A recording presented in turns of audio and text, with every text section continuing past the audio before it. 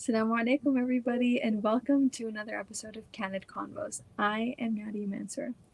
Today, we will be discussing a topic that has been prevalent, especially in our world today, of media and television series highlighting issues and things that are happening around the world. Specifically, Muslim representation in shows and movies, and how the narrative around Muslims in these, whether it's Western or anywhere around the world, how these depictions of Muslims affect the Muslim community as a whole. Here to discuss this today is my guest, Mariam. Hello, Mariam. Hello, thank you so much for having me, and I can't wait to get started.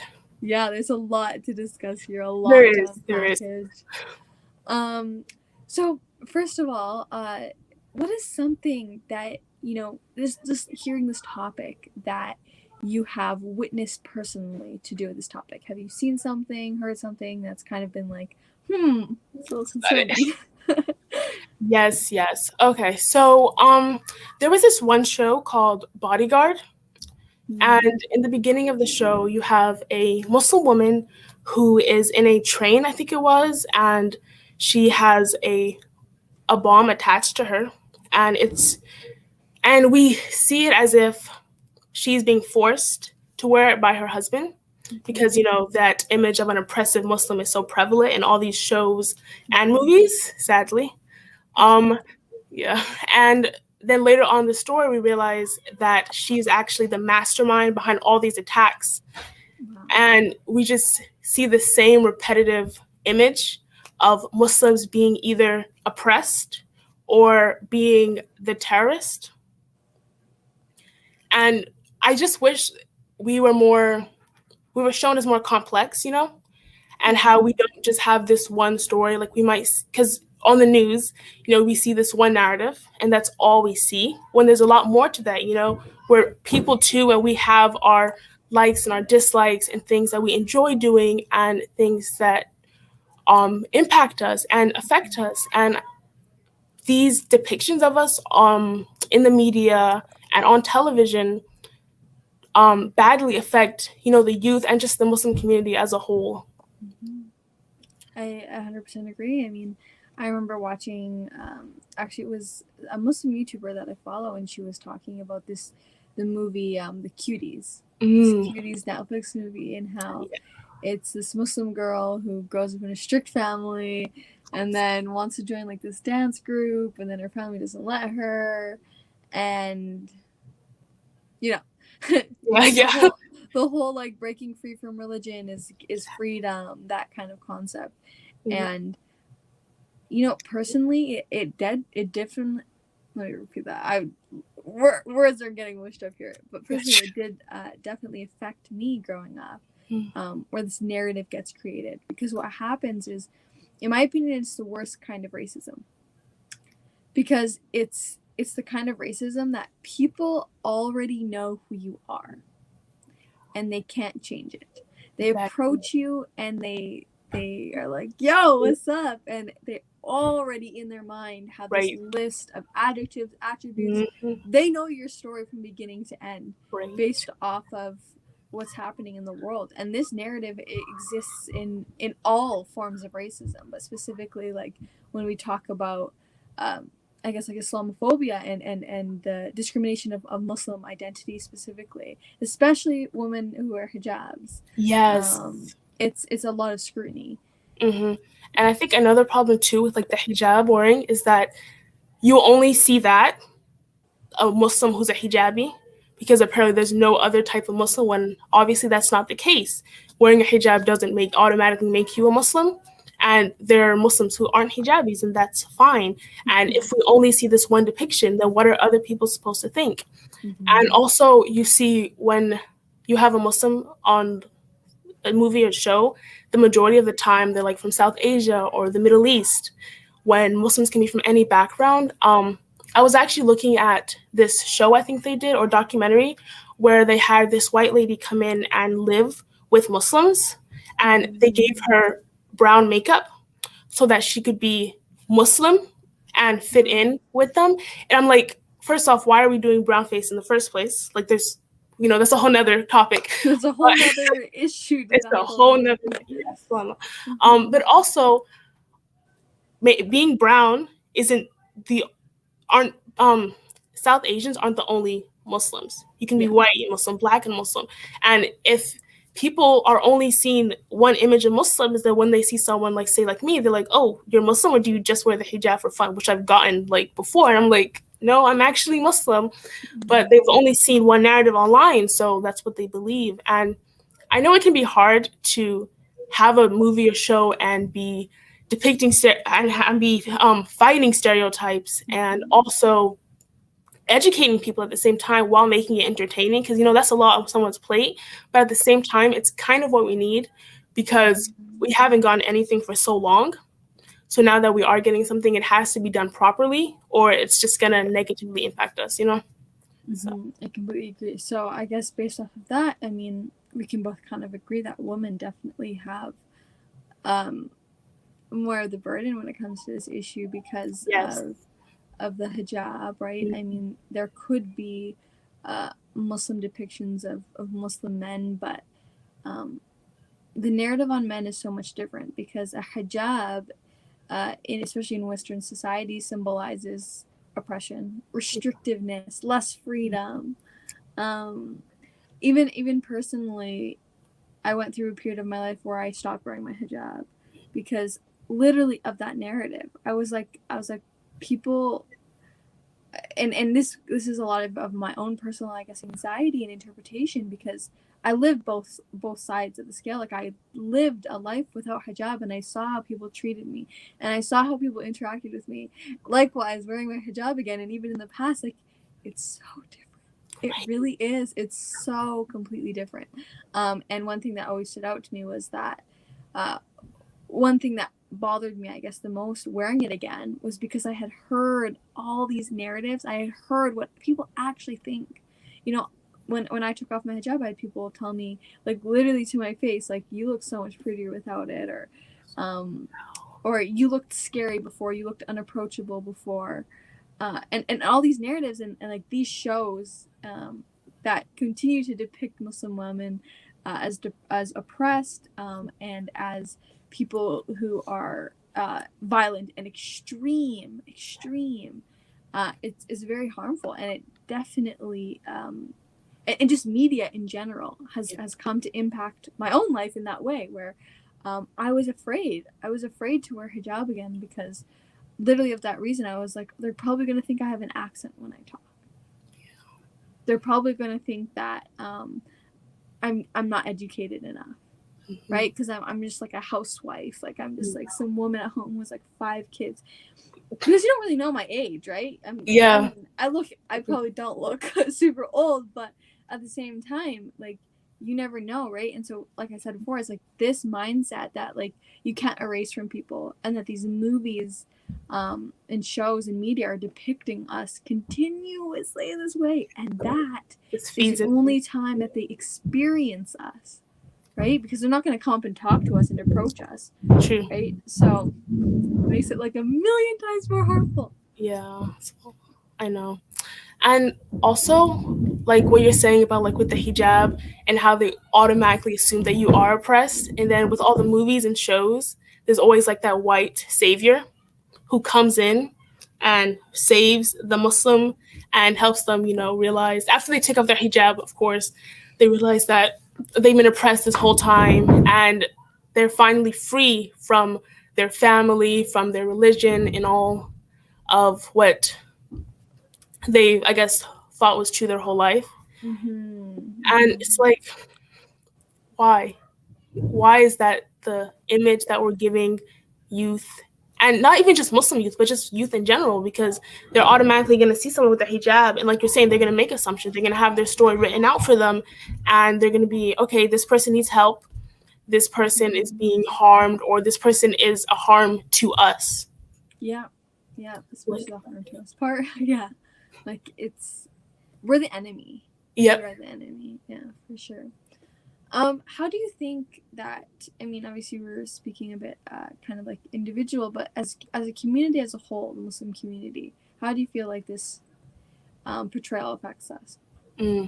Well, I think for one, it will lead to people acting out on what they believe is true about Muslims. So if they believe that Muslims are going to harm them and have their worst intentions at heart, then they could go and harm them first, or like rip off someone's hijab, or say racist things or Islamophobic things, and that can harm someone's mental health, and they can also physically harm someone. So it can lead to lots of like a rift kind of in different communities, because everyone's assuming things without actually getting to know people because of what they've seen on the media, and not everyone's gonna know a Muslim, and so if that's the only image they see of a Muslim, then what else are they going to think? And so then they can act out on what they believe is true, and that can ultimately affect the Muslim community and lead to people getting hurt, or sometimes not even wanting to like associate themselves with being Muslim, because they don't want to be put in that bubble, and they don't want to be bullied, or They don't just want that label. Yeah, exactly. Yeah. They just want to be a person.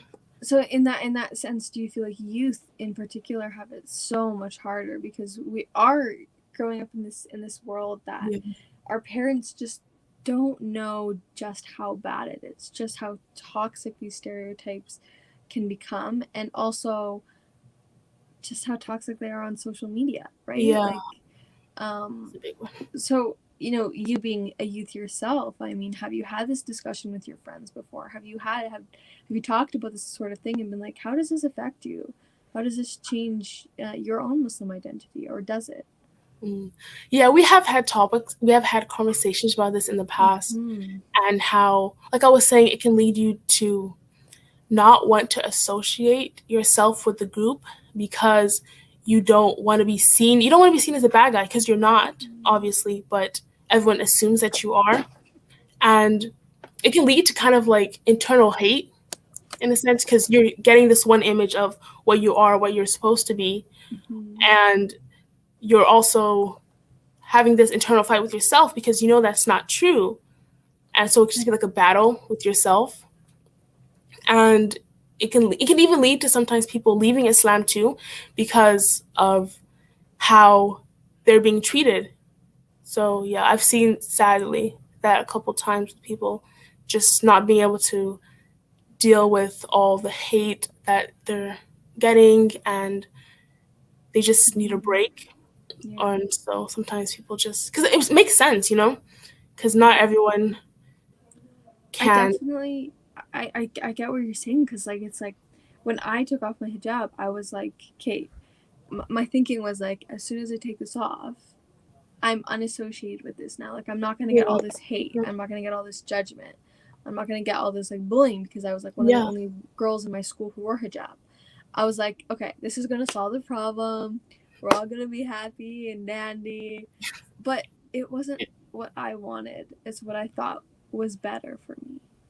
And obviously that's why, down the road I ended up, wearing it again, because it was my identity. I am a Muslim. It is who I am. It's just when you're younger, especially, it's not even about fitting in. It's just about like, you just want to exist, right? In a positive way. Like, you don't want to exist and be like a burden or some like weird freak or weird oppressed woman. You just want to exist and you just want a positive existence, right? Yeah. Like, I don't even need you to be my friend, but just don't have this negative perception of me before you even meet me. Exactly. Get to know us. And it was really difficult, because if you can't tell, like, I'm a very personal person. I love people. I love conversations. And that was something that was really mentally difficult for me to deal with, which is that people are afraid of me. People are afraid of me, and they haven't even met me. And that especially when I was 14, 15, it really impacted me and shying away from religion. And so it's definitely very important to have a positive portrayal of Muslims and Muslim women, and an accurate portrayal also. Yeah, I think we need to have more Muslim directors, and also like Muslim women directors too, because they'll be able to, inshallah, fix the story and help us be seen in a positive light, or just like in a normal light, Mm-hmm. just being human beings, but also just add on the Muslim aspect. Yeah, for real. What do you feel like, like looking at this a little bit more personally, kind of from where you are in your own kind of, your own masjid that you go to, and like your local little Muslim community, really. What is something that you feel like you guys can do in order to better represent Muslims in the industry? What is something that is feasible within those capabilities? One thing that my masjid does do is they do lots of interfaith activities and events. And so you have people from the Jewish community, the Christian community, the Hindu community all coming together and just speaking to one another, having dinners, just having conversations and getting to learn other people's perspectives and know people for who they are, not what is seen on the media and things like that. And I think that's a good step, because if you just talk to people and you're letting them know your story, then before they go online and see a story that you're given without even having a say in it, so that'll give them a better perspective. And then when they go to their friends and people in their communities, they can tell them about the positive times that they had with the Muslim, and vice versa. And that way people are just seen for who they are, instead of as someone who has bad intentions. Yeah, I completely agree. One thing that, I mean, if I was asking myself the same question, it's just like, within my Muslim community, I felt like everybody's like, oh, why do they judge us? Why do they hate us? But then at the same time, I see that we never actively engage with the rest of my town. We are in our own bubble. And things are never going to change if we keep ourselves within this bubble. Yes, media has a role. Yes, movies and shows have a depiction. But we have the power within our everyday lives to be that role model that we want. We want television and media to represent, right? And if we can't even do that in our everyday lives, then I feel like we're almost expecting too much of the industry. So for example, like I remember having this conversation with a friend and just being like upset. I was like, we're gonna continue to be hidden. We're gonna continue to be those evil people in this town, that nobody wants to associate with or talk to, because we're the outsiders, right? Until we engage with the community, until we find a way to bridge interfaith, right? I think interfaith, that's a wonderful thing that I've heard you say. I've had discussions with people also who do that, and I'm like, I'd love to bring that to my community. Yeah, it's beneficial, right? And also just the aspect of us as a whole going out in the community and doing things for the community and not just for ourselves. Like, let's have an iftar, but let's invite everyone. Come. Have to be inclusive. We're friends. We're brotherhood. We're sisterhood. But and I think that anybody who sees this who might be in the similar situation as me, where I live in a smaller town, and so the Muslim community is a lot more like tight knit, a lot more not as progressive, I would say. I think that the aspect of like inviting other faiths and doing things with other faiths, I think that they're like, I feel like the narrative is like, yeah, you can come to our mosque, but we're not going to go to your church though. Yeah, it has to be both ways. Like, we give, you give. Yeah, right. And it's like, oh, we're right. Our religion is right. I feel like we're hot-headed in that sense, where it's like we can't learn anything.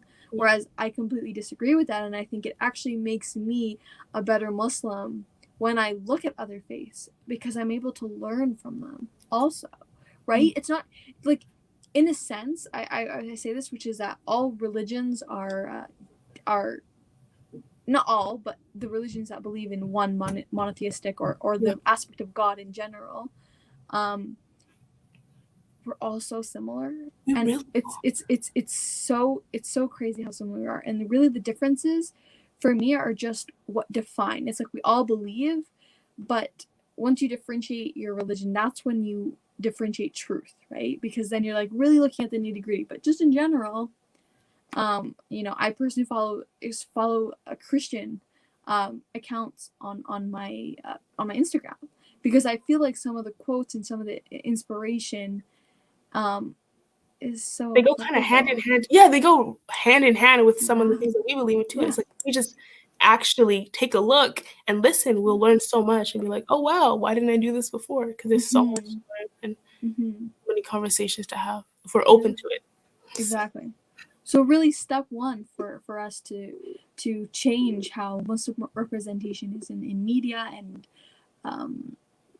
television series and movies is really within us, right? Taking that step within our own communities to be that role model, to be like the Prophet ﷺ, and to continue to make that like an everyday goal and to strive for it. And inshallah, Allah will make that easy for all of us to continue to be proud of our Muslim identities and to anybody who's struggling out there with this, just know that you're not alone. You're really not alone. It's something that we're all every single day facing. Every time I go on my phone, every time I go on the news, I'm like, ah! and it's unfortunate, but there's reward. There is reward in struggle in this religion, and that just keep in mind that there's an afterlife, and that we will be rewarded, and God is the ultimate judge, and He will compensate, and He is the most merciful. So don't ever doubt in that. Yeah. Well, I guess that wraps up this little conversation. Right. Thank you so much, Mariam, for joining us today on this episode of Candid Convos. Thank you. Yeah. So that wraps it up. If you would like to check out what we're doing, you can follow us on our social media tags at My Voice Canada on Instagram, Facebook, and Twitter. And if you'd like to visit our website, it's myvoicecanada.com, and you can check out what we're doing, what we're up to, and how you can get involved with what we're doing as well. Take care, everybody. Assalamu alaikum.